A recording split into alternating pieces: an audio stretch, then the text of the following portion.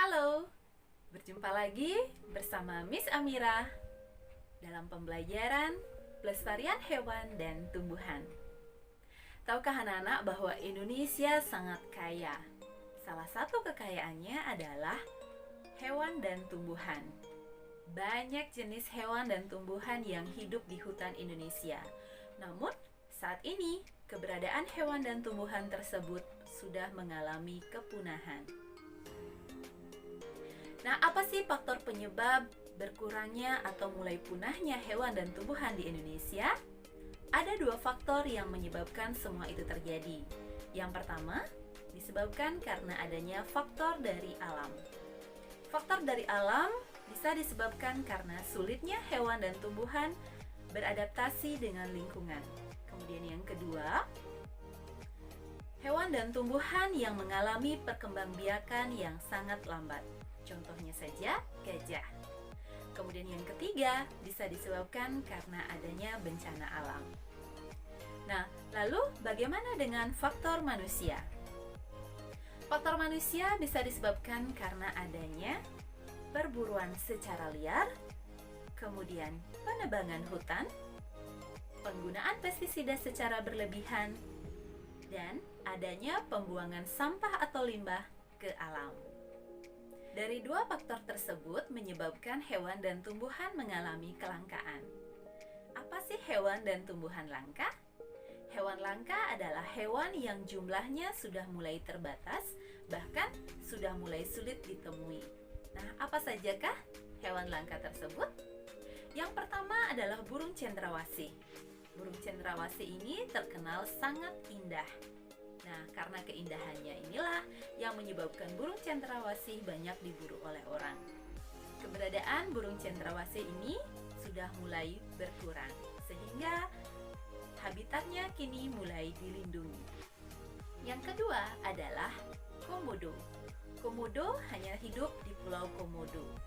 Dan keberadaan komodo ini juga mulai berkurang karena adanya perburuan liar, kemudian sulitnya komodo mencari makanan di alam. Yang ketiga adalah orangutan. Kenapa orangutan bisa mulai punah atau keberadaannya sudah mulai langka? Nah, ini juga disebabkan karena lingkungan orangutan sudah mulai berkurang. Lalu yang terakhir adalah badak bercula satu.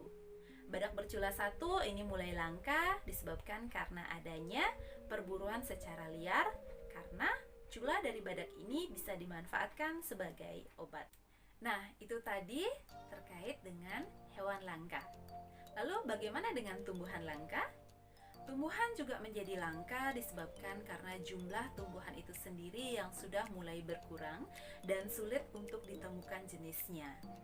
Nah, beberapa tumbuhan langka di Indonesia yang saat ini dilindungi diantaranya adalah bunga Rafflesia arnoldi. Bunga ini terkenal berada di daerah Bengkulu. Kuncup bunganya ini bisa dijadikan obat sehingga banyak diburu oleh orang. Kemudian yang kedua ada bunga bangkai. Bunga bangkai ini banyak ditemukan juga di Sumatera. Nah, jumlahnya sangat terbatas ini karena perkembangbiakan dari bunga bangkai ini juga sangat lambat. Kemudian yang ketiga adalah kantong semar. Nah, kantong semar ini juga banyak diburu sehingga jumlahnya saat ini menjadi terbatas. Nah, kantong semar ini banyak diburu karena diperjualbelikan. Untuk menjaga kelestarian hewan dan tumbuhan langka tersebut, saat ini pemerintah sudah melakukan suatu pelestarian yang disebut dengan pelestarian in situ dan pelestarian ex situ. Nah, pelestarian in situ merupakan pelestarian yang dilakukan pada habitat aslinya atau di alam aslinya tempat hidup hewan dan tumbuhan tersebut berada. Nah, contoh pelestarian secara in situ adalah Suaka Marga Satwa, Taman Nasional, dan Hutan Lindung. Yang kedua ada pelestarian ex situ. Pelestarian ex situ merupakan pelestarian yang dilakukan oleh pemerintah di luar habitat aslinya atau di luar tempat tinggal asli hidup hewan dan juga tumbuhan. Contohnya apa? Contohnya adalah kebun botani, kebun binatang, dan juga tempat tempat penangkaran hewan dan tumbuhan.